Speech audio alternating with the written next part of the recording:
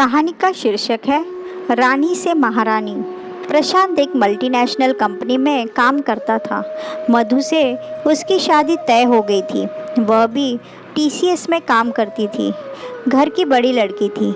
उसकी एक बहन और एक भाई था। कुछ ही दिनों में दोनों का विवाह हो गया। प्रशांत का हाथ पकड़कर मधु ने अपने नए घर में कदम रखा। पूरा घर रिश्तेदारों से भरा था। रीति रिवाजों के बाद मधु को आराम करने के लिए छोड़ दिया गया। सबके जाने के बाद मधु सोचने लगी, कैसे पल में अपना घर पराया हो जाता है और पति का घर अपना। सोचने लगी, अब यह घर और घर के लोग मेरे अपने हैं। सिर्फ रिश्तों में बदलाव आया है। माँ सास बन गई, पापा ससुर, भाई देवर, बहन ननद। सुबह हुई, मधु अपने नए रिश्तों में ढल गई। अपनी नौकरी और घर के काम काजों में व्यस्त हो गई थी।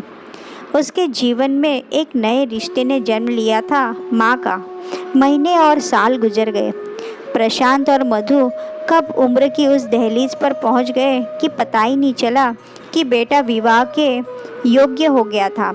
इस बीते सालों में सास और ससुर का स्वर्गवास हो गया। ननद का ब्याह भी हो गया। वह अपने घर में खुश है।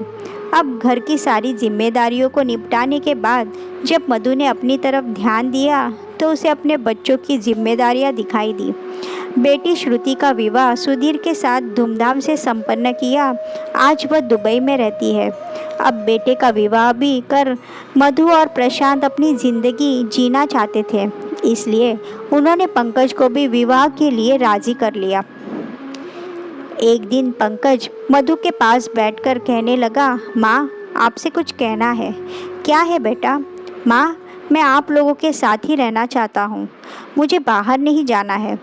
ठीक है बेटा, अभी किसी ने आपसे कुछ कहा क्या कि बाहर जाओ?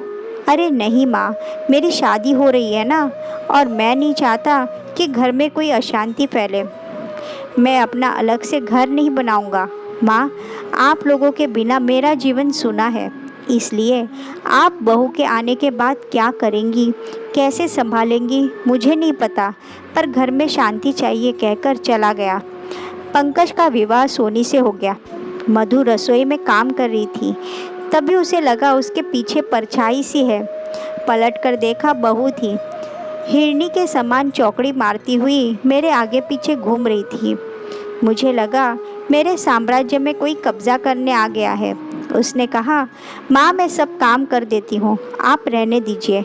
दिल धक से रह गया। मुझे मेरे राज्य से बाहर जाना पड़ेगा। फिर मेरे बेटे की बातें याद आ गई। मैं चुपचाप बाहर आकर अपने दूसरे काम में करने लगी।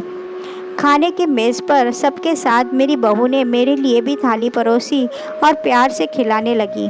मेरा सीना तन गया और मैं सोचने लगी कि अब तक मैं इस घर की रानी थी, अब महारानी हूँ।